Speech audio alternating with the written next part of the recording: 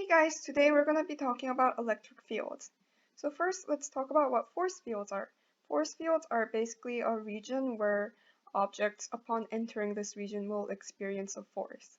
And force fields are drawn as just a bunch of vectors that have a direction and magnitude.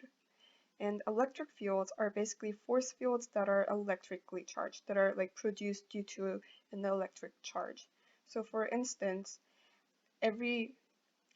any charge with the charge q and the radius r will generate an electric field, and that E is equal to k, which is the electric constant, times q, the charge, divided by radius squared. And within this electric field, if any charged particle comes into this electric field, then it'll experience a force due to the field. So for convention, positively